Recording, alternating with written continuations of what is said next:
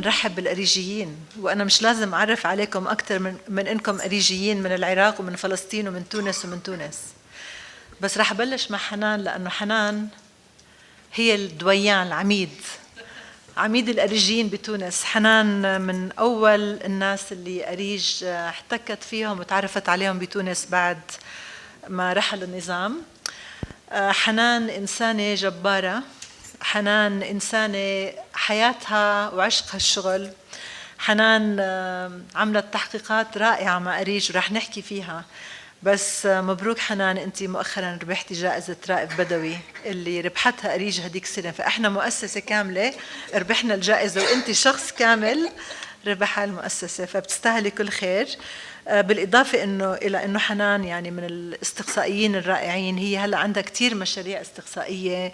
ألفت كتاب جديد عن تحقيقات الفساد وكيف الواحد يكشف الماني لوندرينج، وحاليا أنت رئيس فرع الاتحاد الدولي للصحافة الفرنكوفونية عن تونس. فحنان هي قصة نجاح لأريج، وحنان كمان من مؤسسين تاج اللي هي are also one of the organizers of TAJ, which is the organization of investigative reporting in Tunisia. Amal Makki, I knew you from your last investigative report, but I always admired you, for you never said no. You challenged the Ministry of Interior and you filed a lawsuit and you won. And you will talk about your investigation. And I thank you for your spirit, a spirit that would only continue. Firas, you are one of the old-timers of ARIJ in Palestine. You have worked over more than 7 investigative reports. You are devoted, loyal to the profession, and you have won a number of awards, and may God protect you. Asad Zalzali, when I first met you 5 years ago, he wanted to become an investigative journalist, and his name is Abu Media. His daughter is called Media. He also won many awards, and my experience with him was in a film sponsored by Deutsche Welle about corruption in schools in Iraq. And the person we spoke about in the film filed a case against us, and Assad went for 3 days to sleep at the gates of the ministry and asked the ministry to sign a document that indicated the corruption he had disclosed. I thank Assad. You all risked your lives. All the ARIJeans deserve to be with us here today because each and every one deserves the awards he won. Hanan, let us start. Thank you, Rena. I would like first to speak about my experience with investigative journalism. A major change took place in my life in 2011 when you, ARIJ, came and trained us on investigative journalism. Before that, we could not do this because we had a dictatorship and no freedom of expression. Following the revolution, it became possible to work in this field. I was introduced to investigative journalism when ARIJ first came in March 2011 and trained us. This was the beginning of a whole history of investigative reporting, and then I became not only an investigator, I became a coach and a teacher. But I always go back to that date because of ARIJ, I learned what investigative journalism is, and it became my passion. Before that, I used to work for a magazine called Réalité. It was a periodical publication, and I always felt that I worked on issues that I could never really explore because there was no time. I did not know that there was something called investigative journalism that allows you to work on for a long period on a topic on which you go in depth, you check sources, and you explore information in depth. When you came and trained us, I said, wow. This is what I really wanted to do. I found what I really wanted to do.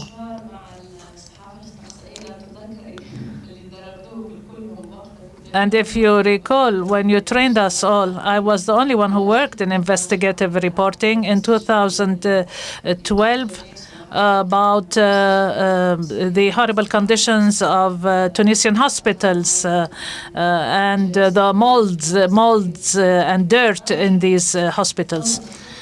And then following this, my next report was the Quranic kindergartens in Tunisia, and this stirred a big controversy.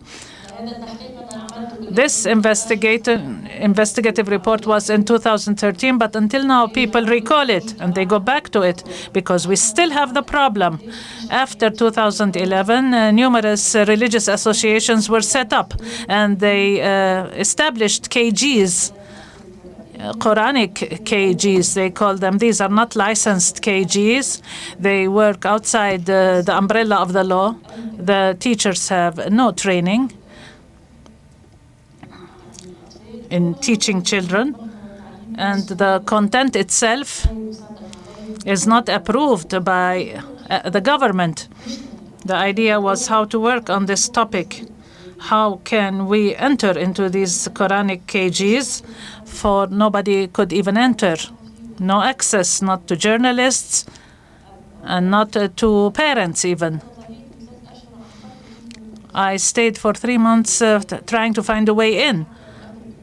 I even thought of dropping the topic, but then we thought we could enter with another identity, not as journalists.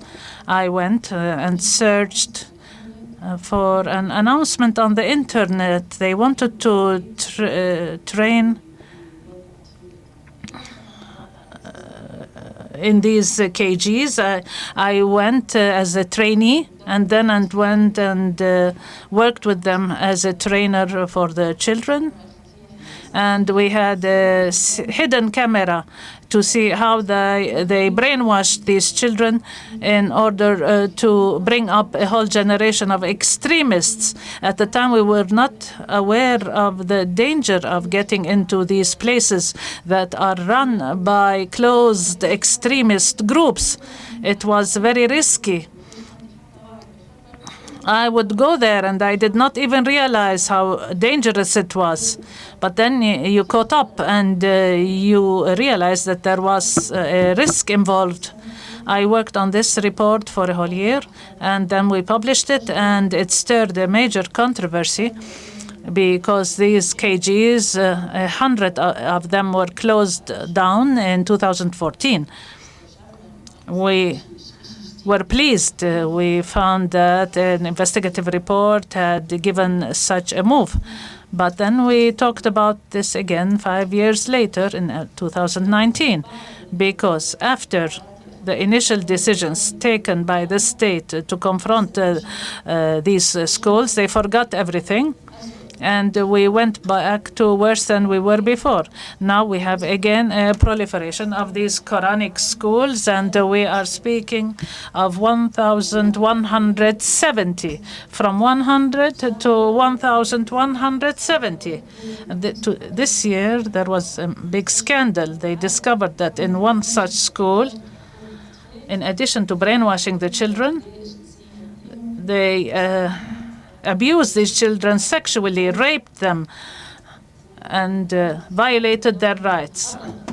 And the reaction of the state was to close down this particular school, but another, maybe over 1,000 schools, were not closed down.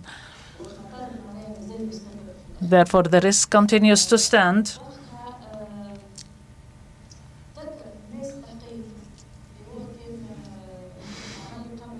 At the time, people recalled the report that was prepared in 2013 and that somebody had written about this.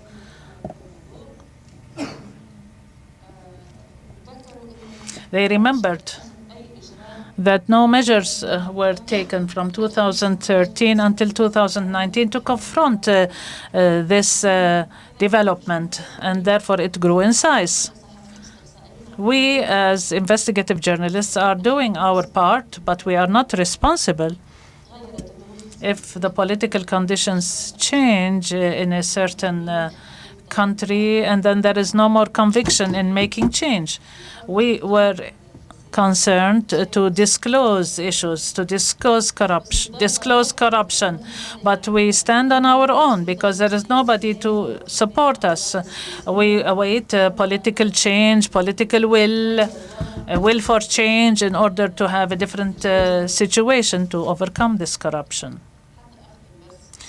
In conclusion, I was very happy this year when I received the Raif Badawi Award. Raif Badawi is a Saudi blogger in prison for freedom of expression.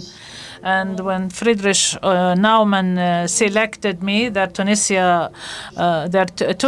bureau nominated me for this award, and ARIJ was awarded the same award last year.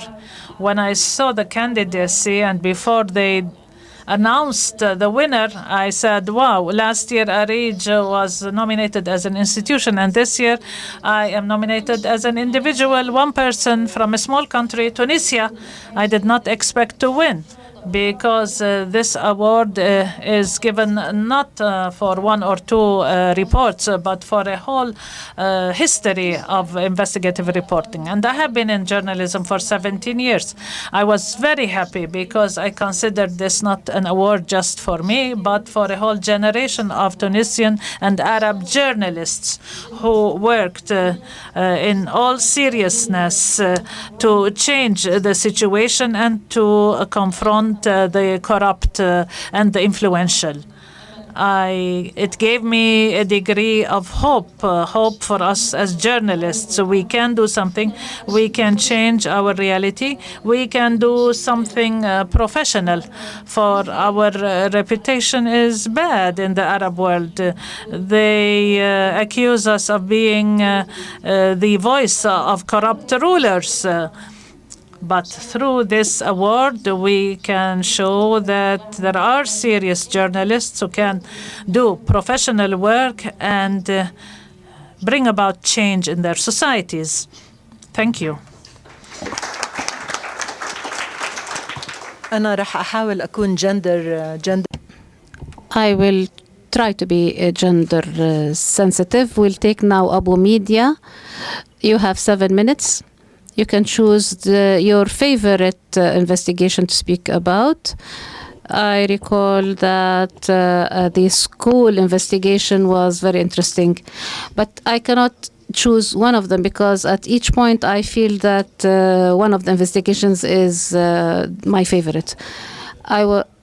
I always wanted to be an investigative journalist until we found ARIJ in 2015, and we spoke about trafficking of body parts. And I was about to disappear at the time, and then I appeared again, and I got the award. Then we decided to move forward with other investigations about corruption, and we spoke about the school building in Iraq. I faced in this investigation difficulties. One of them that we had, for example, agreed with certain source to speak, and we wanted to shoot, and then we go to the source and we find him dead. It was difficult to find documents, and we managed to get 150 documents, and we had to work a lot on these documents until we bring out the truth of these documents. That investigation was distinguished, and it achieved several awards, most notably the South African Award, and also the Samir Qasir Award and the DIG of Italy. After that, we thought of moving to the humanitarian issues. True that the school investigation was very important. Even a few months ago, a minister was referred for investigation after that report. And the Director General was also transferred to the prosecution. Later, we had another investigation about ISIS. It was even more interesting because we were addressing marginalized humanitarian cases, and we try to maintain our humanity without being biased. One investigation actually complements the other. I tried to be more interested in the investigation itself rather than with the award. I continue to move forward. This year, I produced investigations about corruption with the Prime Minister's former Prime Minister's office, and another investigation about water. I think the most important was the school's investigation because it actually had an influence on my character and my personality. That's when I started to consider producing investigations that have an impact. As one of the prominent journalists once said, that our real award is impact. But the awards actually shed the light on the journalists. Unfortunately, in the Arab world, they do not follow up the journalists, but they rather follow up the awards. That's how they shed the light on him. I hope that we have other journalists other than Asad Zalzali. We can shed the light on those journalists not only through awards. I believe that the important thing is to produce more reports and to provide services to your community, whether you receive an award or not. Thank you.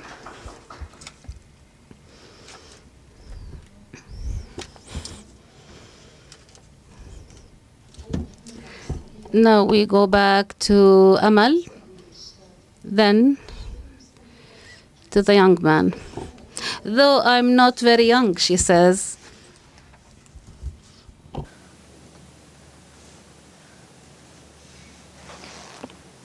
شكرا. Thank you. Thank you, Ms. Rana, and thank you, dear Hanan, Asad, and Firas. I wish to greet Hanan Spies in particular, not because she's Tunisian, and she made us proud all over the world, and not because she gave me present earrings because she noticed that I don't wear earrings, but because she is a source of pride for us, all of us as journalists in the Arab world. I'm going to speak about an investigation that was the first I made with ARIJ. And this report actually opened the door for investigative journalism for me and to shed the light on human rights issues. It was called S17. It was published in October 2018. But the story has not come to an end so far. It was about the whims of the Ministry of Interior and the victims of this situation. I wanted to show a video.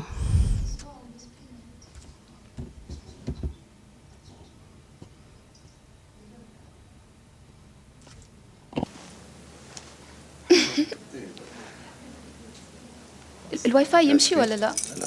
هو على اليو اس بي في البرزنتاسيون موجود، مش برا البرزنتاسيون. بس مش بوك واي فاي. طيب الفيديو اللي حابه هو فيديو لوالدة this video of the mother of one of the victims of this measure taken by the Ministry of Interior called S17. It was a measure taken by the ministry to prevent the young men from going to areas of conflict in the Arab world, such as Syria and other places. However, our report showed that that was a pretext to cover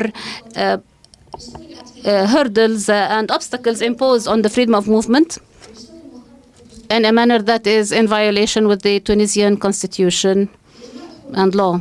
This S17 prevented many Tunisians from travel outside Tunis, and that actually impeded on their and violated their right to travel, to study abroad, or to work. We address this issue of S17 measure. It's is not only it violates the right to travel, but also because it became a source of harassment on a day-to-day basis for those people. Their life is under the continuous monitoring by the security services. They are interrogated and for long hours at the security centers simply because their appearance shows that they are religious.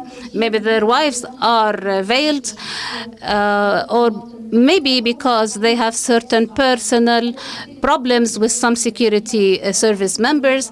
So they will be put on this list called S17, and their freedom of movement will be impeded. We discovered that this measure has affected around 100,000 people, and this measure has been changed from a simple administrative measure into a method to harass those people and to deprive them from basic rights. And it also opened a door for corruption within the Ministry of Interior, because this is an illegal and unconstitutional measure. And even going to the court, which always takes the decision in favor of the complainants, but even in such a situation,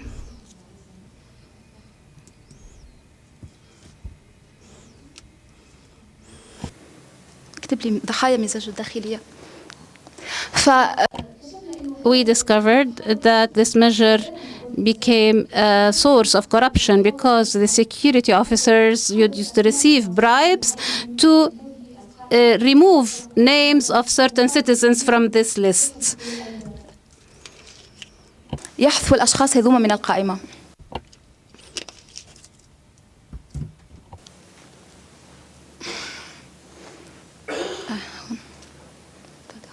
يلا.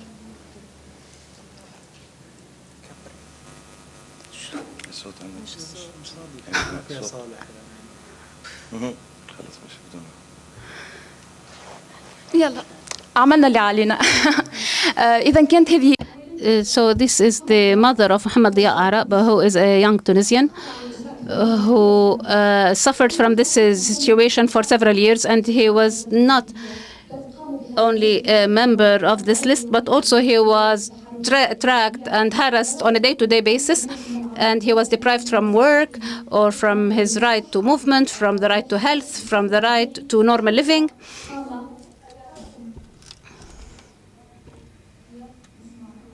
Now we listen to the movie.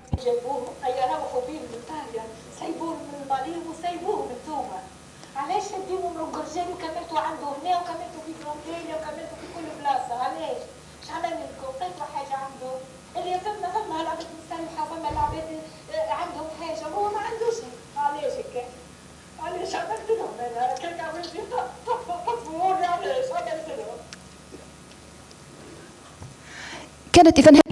This mother was questioning why the Ministry of Interior did so, and that the question why made us investigate this procedure. And we saw that the main aim of the ministry was to harass the people, not only prevent those young men from and young people from going to the conflict zones.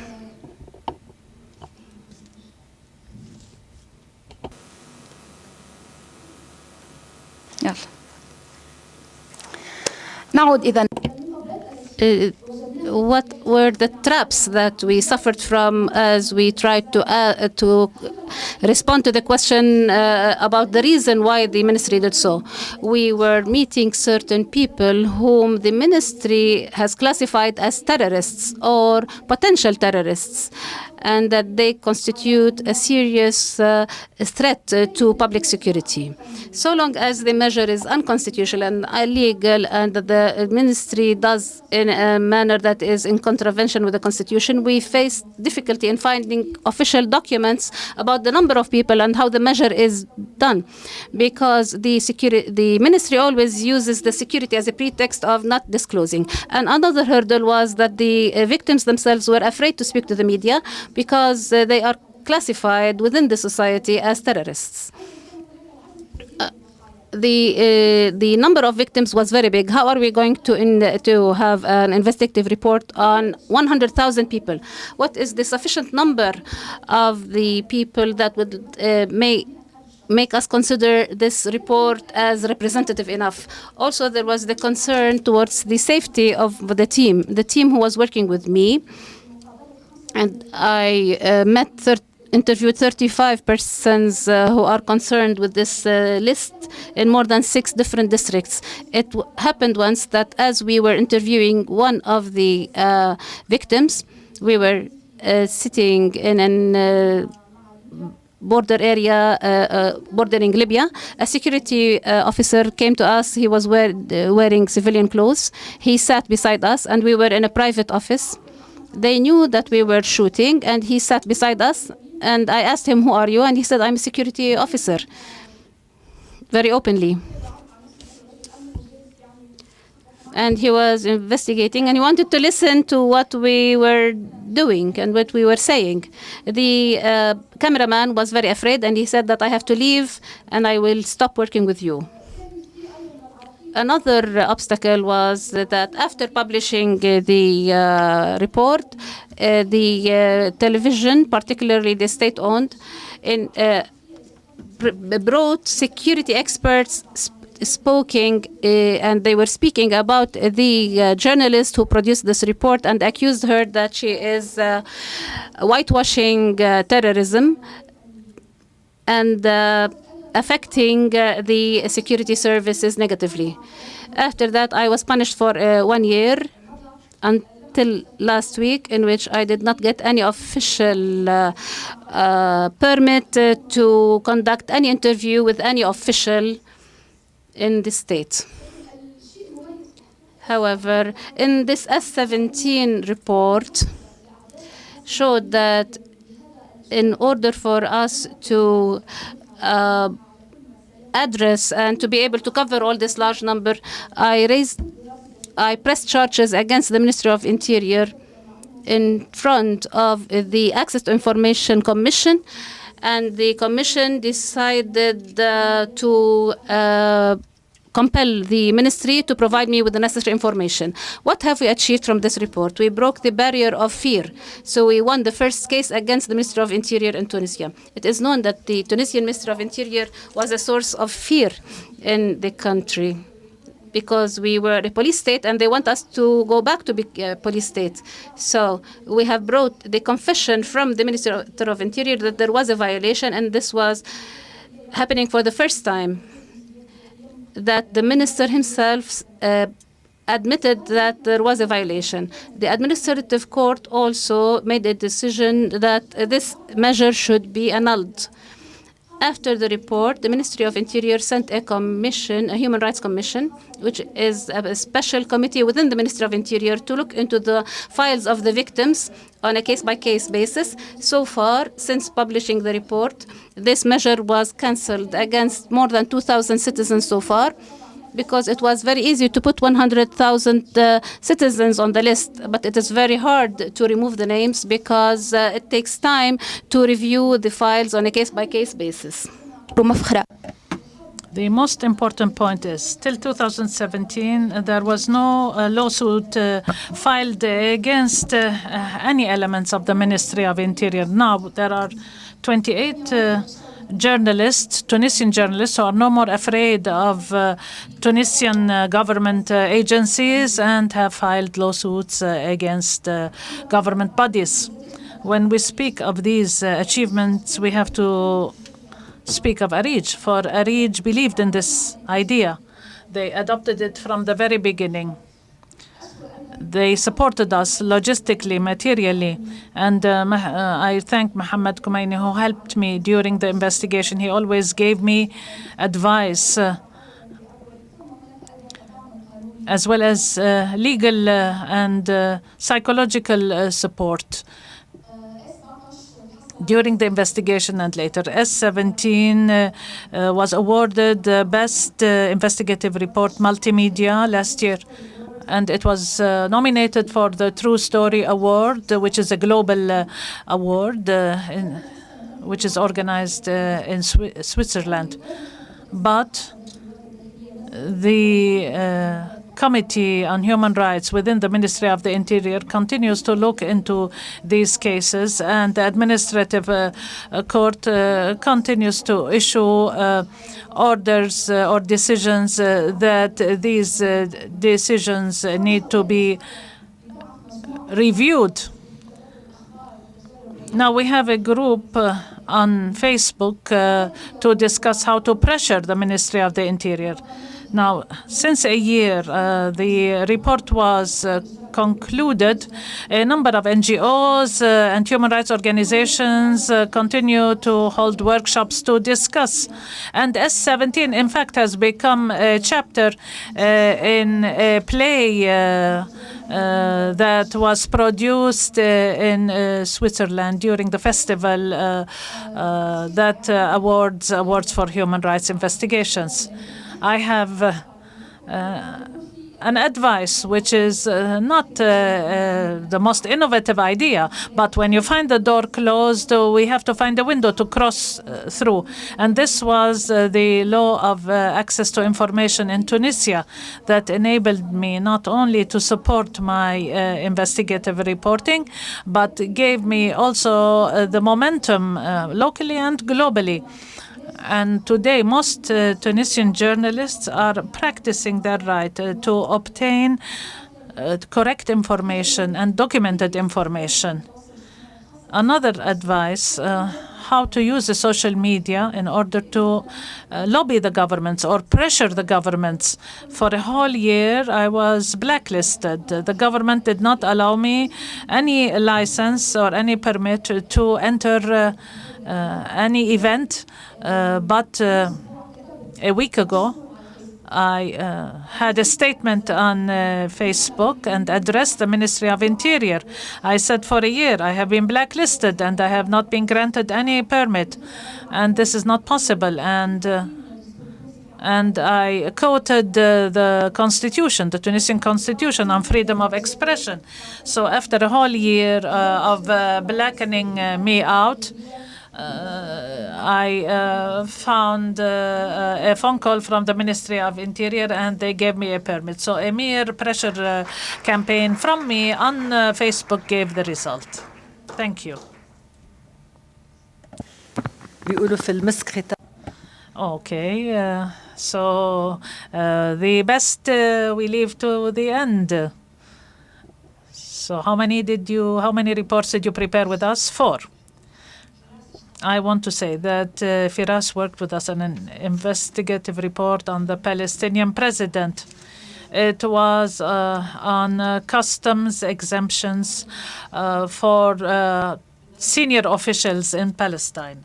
And this meant wasted revenues for the state. We gave it to one of the Arab newspapers published in London. And the report put it at the door of the president himself, but the newspaper decided to leave it at the door of the Palestinian Authority and remove the name of the president. Unfortunately, chief editors think of their own interests before thinking of the interest of the country. Let us see a summary of this report. I work for a radio, and the radio teaches us to be brief.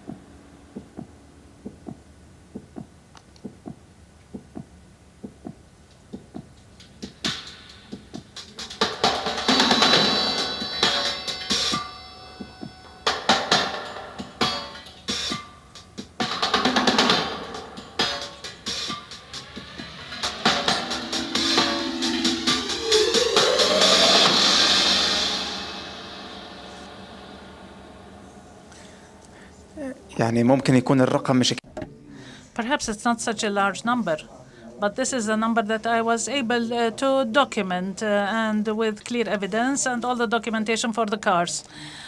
I started with one case. It was a Grand Cherokee, a number with a number that distinguishes it from other cars. It's number 31. These are the cars that have customs exemption.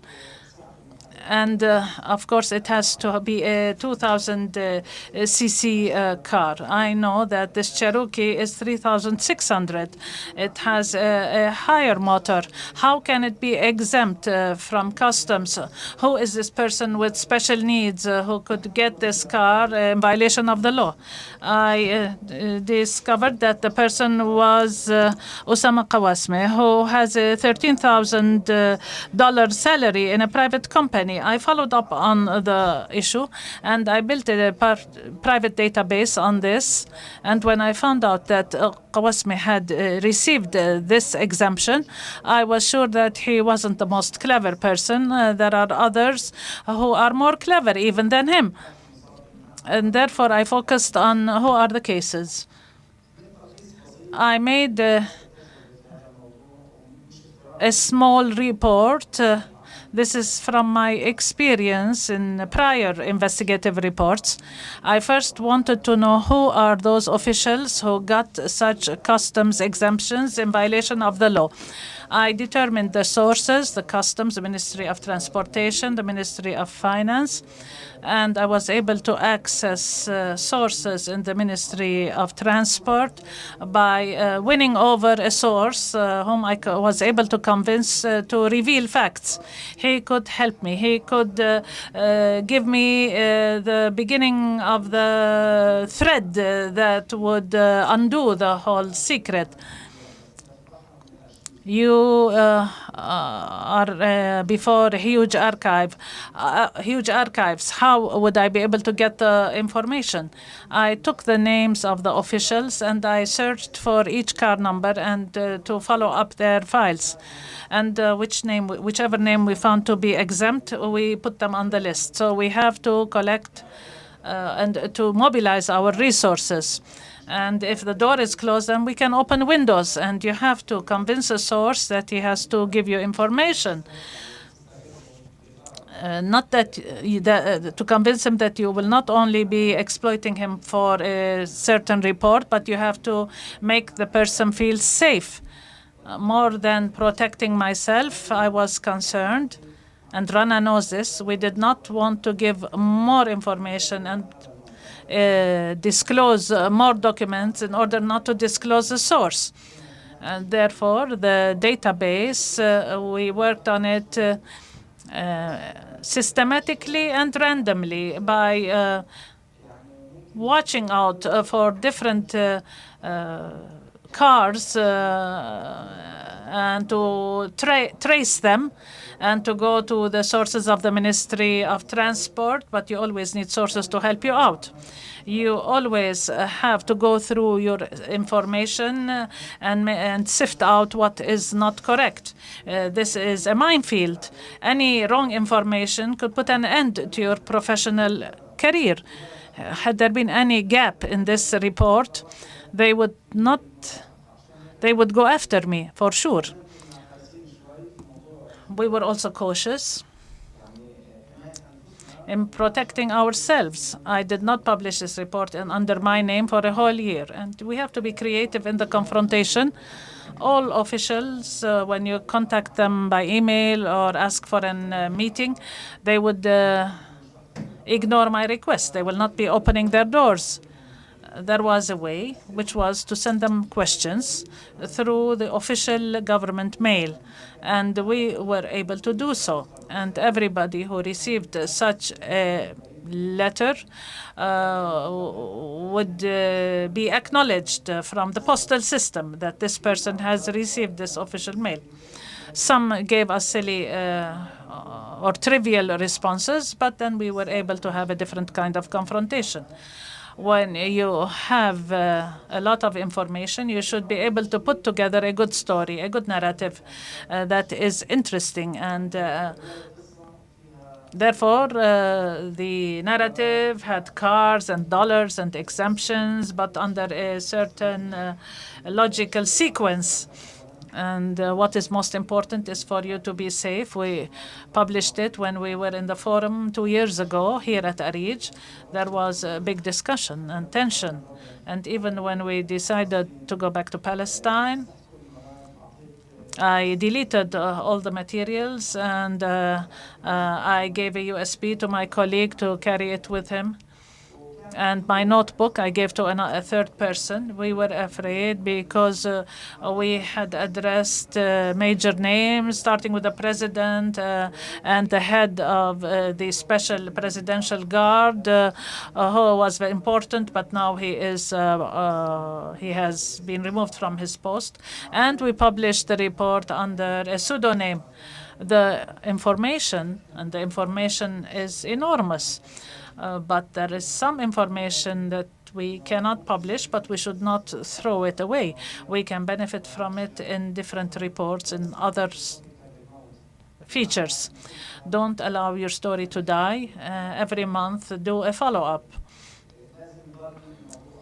The issue has to remain alive so that we can pressure official sources to take measures in this area. Allow me to go back a bit and to tell you how I started with ARIJ. In 2014-2015, I heard a lot, and I wanted to go into the field of investigative journalism. And I had some attempts that were courageous, but they were random as well, and they brought about some change. But I heard about ARIJ after this, and then I made a request or an application, and they told me that Rana Sabah will be talking to me after a while. I was playing football, and I was happy, and I was going back home. The phone rang, and it was Rana on the phone. And she started bombarding me with questions. How will you prove this theory? It was on smuggling fuel from Israel and mixing it with used oils. And this was a form of diluting the oil or spoiling it.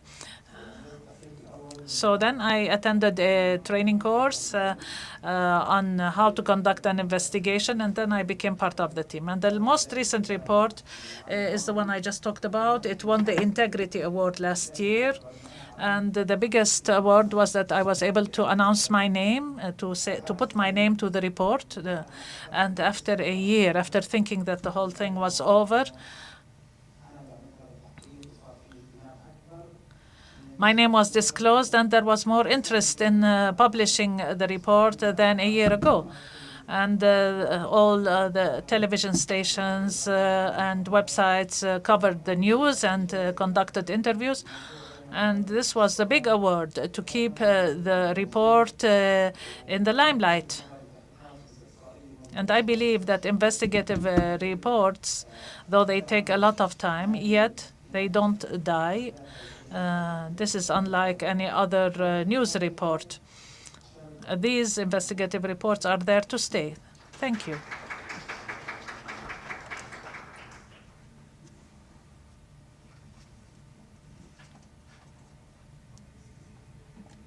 فتحتوا لي جروحي.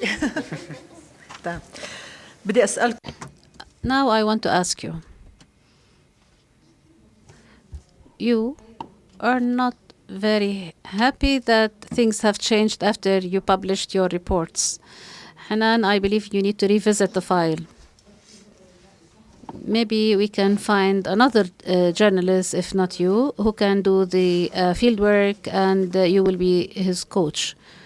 After your report, if the schools have become 1,000, then we have an ethical duty to reopen the file. Amal Maki. Everyone who works with ARIJ should revisit and to see if there has been change. Firas, I'm sure that the president still gives the customs exceptions. And Firas said, I'm still registering the plates. Also, Assad. The question is, what are the mistakes that you have committed, and what is the advice you would want to give to your colleagues. Traps you don't want your colleagues to fall into. Hanan, you have committed a big mistake. What is it? My mistake was related to safety and protection. I was concentrating on how to obtain information. I did not have the slightest idea about the danger. I was working for 3 months inside those Quranic nurseries that are run by extremist religious organizations, and if I was discovered, then I would have suffered.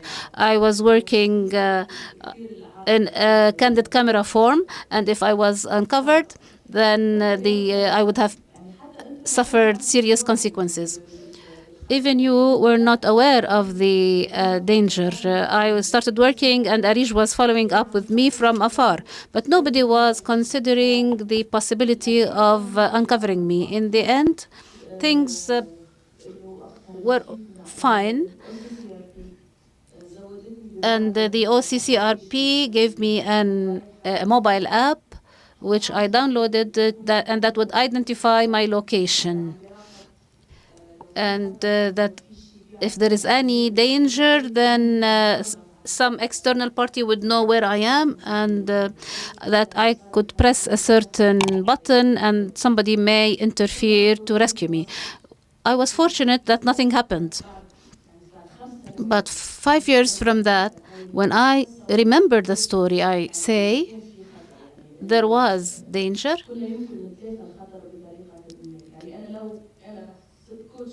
If I am a coach for someone who is doing the story, I would not allow this journalist to do this. The safety of the journalist is more important than the report. Safety comes first, and we need to feel the responsibility as journalists and as coaches for journalists, because in the end, I'm very keen on the journalist's safety. I would like to say an anecdote. She was the first ARIJian who used this candid camera. We were in Norway in a conference for Scoop in Tomberg, and a colleague whose name was Frederick Lauren, we were speaking that we had a camera delivered by mail to Sweden, and we felt as if we were doing something illegal. And we entered to the hotel room to try that camera. Then we ran the experiment with Hanan. We put it under her clothes, and she went around. She started to experiment the camera. For all of us, it was our first experiment with the hidden cameras. But that was a moment in which we discovered that it is very important for our colleagues abroad who have more experience, that it is very important for them to support us. Frederick Lauren was a Swedish who gave a lot to ARIJ. He spent a whole day with us training Hanan on how to operate that camera. Our colleagues at OCCRP also taught us on how to use this technique. Since this story was produced and then since this happened, we took strict steps regarding the safety and security of our sources. Sometimes it is as important to protect the source as it is to protect the journalists. The larger problem with Hanan was when she registered for the course, she used her real ID with her real name, and she did not tell us. So we were concerned, what will happen if she is caught? I remember when we published, the government was for Al-Nahda party, and those societies were supported by the government. We asked you to change your way to your house and not to go out to any talk shows. That you would just drop the bomb and escape. She did so, and then the government changed. But Hanan, I would like to ask you and beg you to reopen this case, because we need to continue work and shed the light, similarly with Amal Makki, Firas, and Asad. Amal, what were the mistakes that you committed?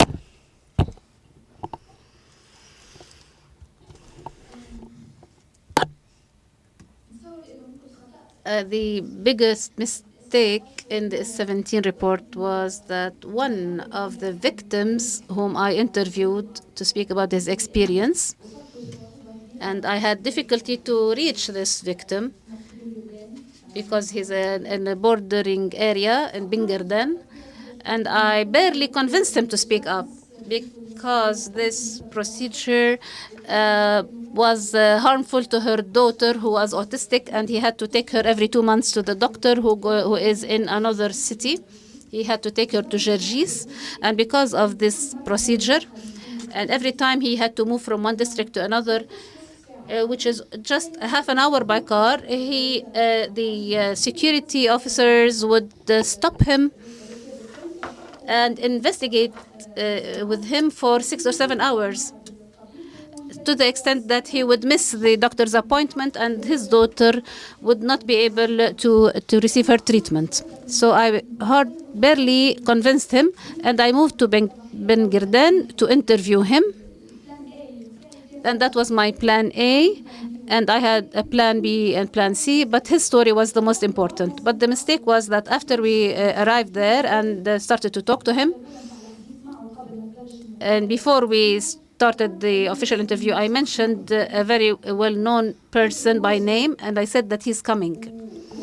And when he heard the name of that person, and that he is coming, and that they will meet each other, he was terrified, because he knows that this person is under continuous surveillance by the security officers. And he thought that once this person arrives, then the security will come after him. And this is what happened. So he said, I'm going to buy some cigarettes, and I'm coming back. But he never came back. This is the story that I could not make, and it was very important. And because that S17 measure deprived his daughter from the right to health care.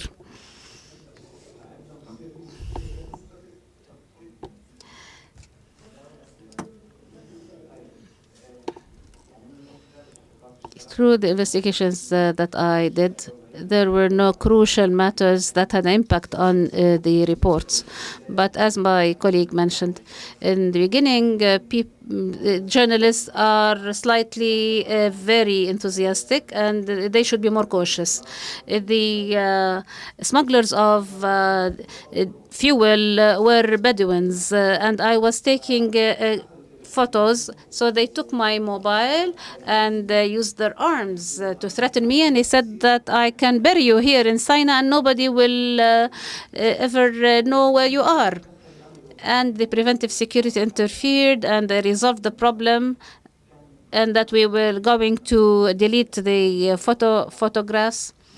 And we had an app that would send the pictures directly. So I did not lose the pictures, but at the same time, I took an important lesson. This work may not be rewarding financially, and maybe you will have to do something else for a living. The daily work is very tedious, and you may lose your passion because of that. You need to be more patient, and you need to achieve part of your passion. Your passion will be larger and larger, and with time, maybe this will become your real job. People only would learn from their own mistakes. We have committed several mistakes. I remember that in my first report, I used to use my personal phone with the offender whom I'm trying to nail. Even the threats were easy because they would use my personal phone. Another mistake was risking your life. When I took pictures of the ISIS children, I used to go to 4 camps. Some of them I would go alone, and I wouldn't allow my family to know where I am. If I go to that camp, nobody would know that I went there. The camp in Mosul, and the guide who took me there, he gave me a knife, and he asked me to protect myself and that he's going to leave me. At that point, I thought of going back, but at that time I had not informed anyone, neither my family or friends nor ARIJ, that I'm going to those camps. I'm not allowed to enter. I must enter very secretly. I went alone and I did not inform anyone. And I felt at that point that if anything happens, nobody will know.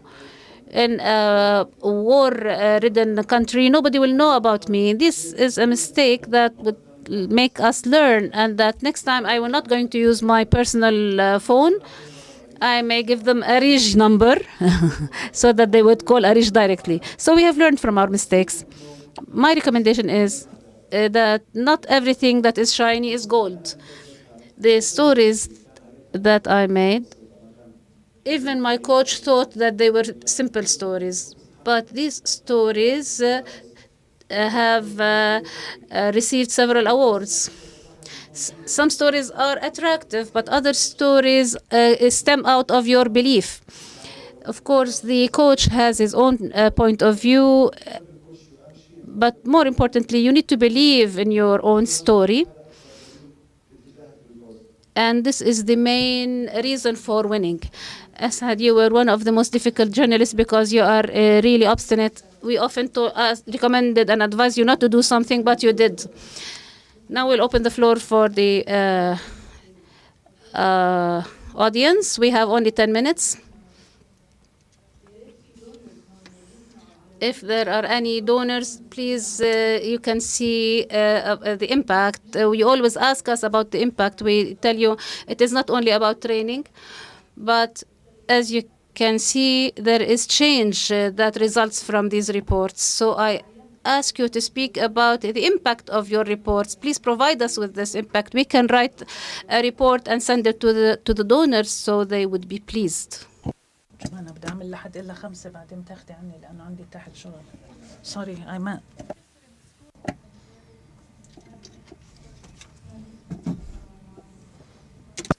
Did you find out anything about how these schools are funded, who's behind them? How is that a global situation or is it very local?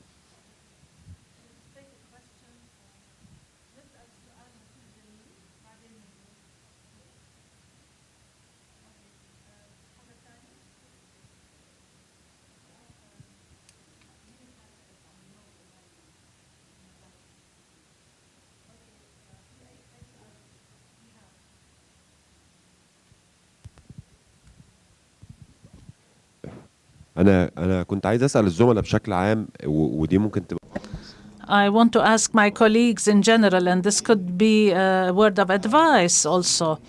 What would make you feel that this would be a suitable material for an investigative report and I should work on it? We hear about many stories every day and many ideas cross our mind. But when is the minute when I say, no, this is it, this is what I want to work on?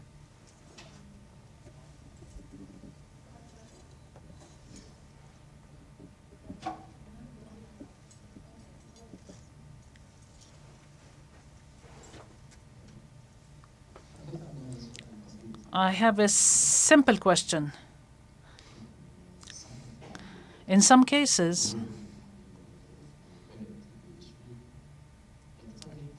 a journalist who understands the conditions of the country he is working in would propose certain subjects and then perhaps think this might not be acceptable to the donor or to those who are helping me, or it is not in topic for investigative reports. Would you adopt the idea and try to persuade the donor, or would you step down, searching for something that may be more seductive?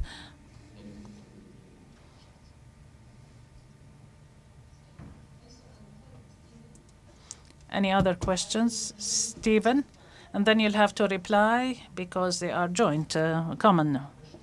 The use of undercover cameras or just secret recording, whether in your countries there are any rules for when you might use that, either from the government or from the law, or just from the journalists themselves as to when you think it's acceptable to hide a microphone or a camera.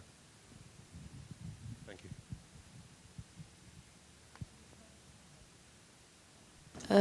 بالنسبة لتمويل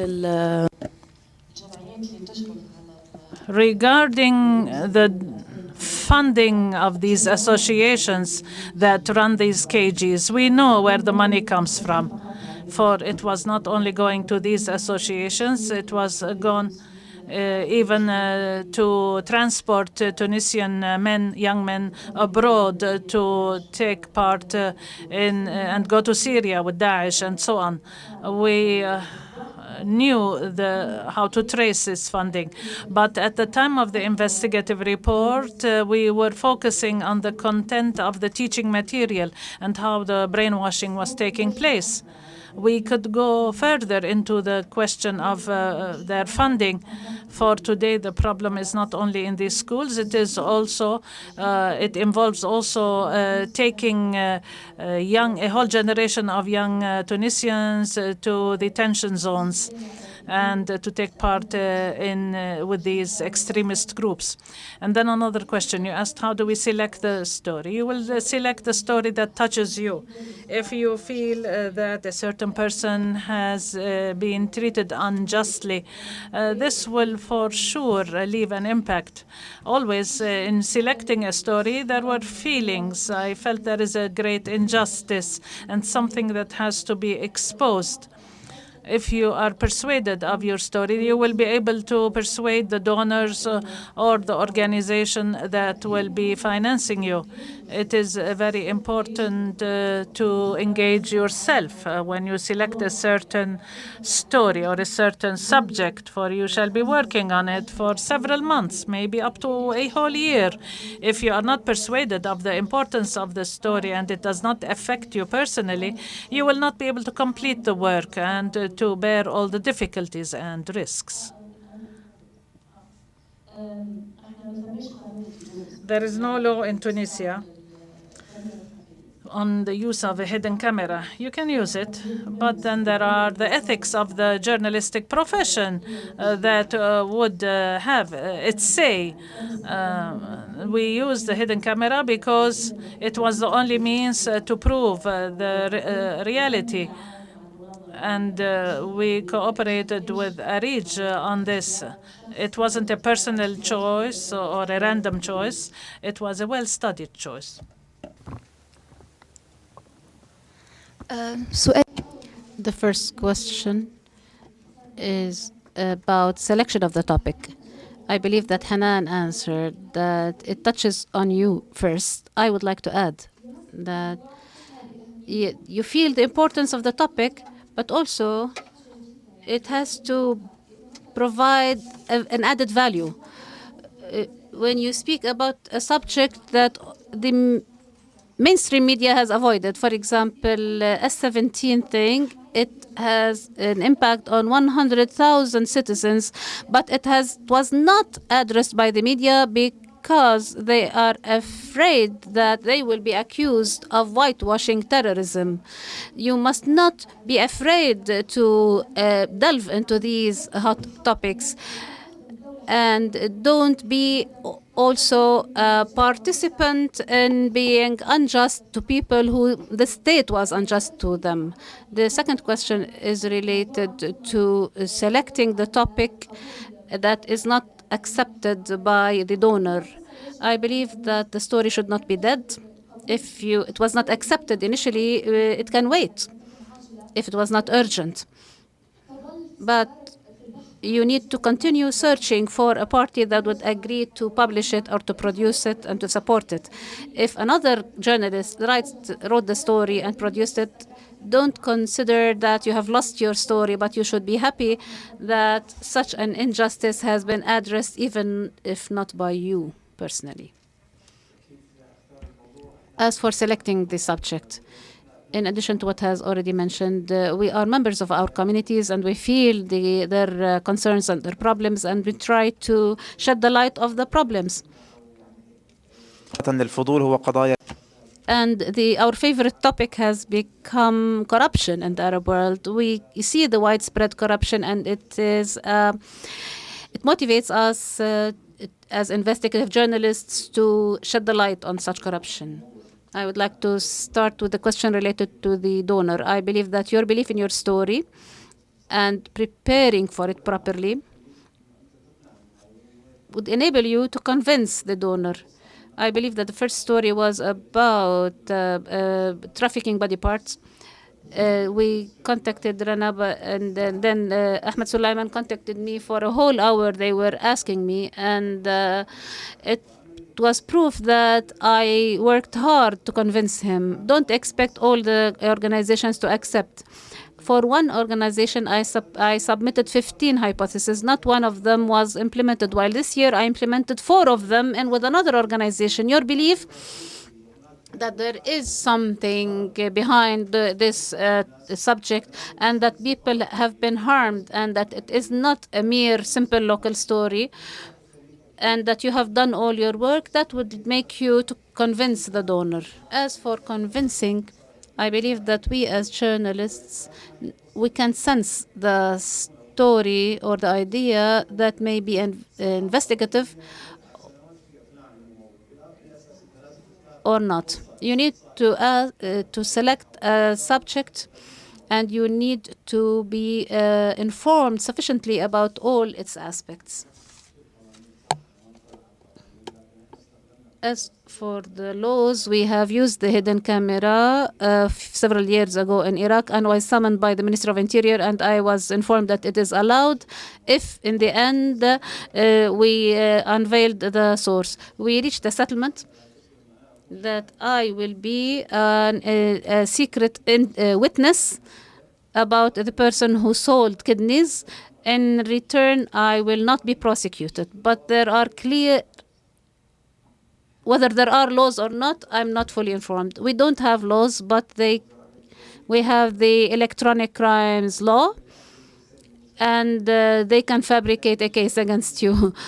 But we have the ethical dimension is more important than the legal dimension. As a journalist, I cannot use a hidden camera unless it is the last resort to unveil the information that I'm looking for.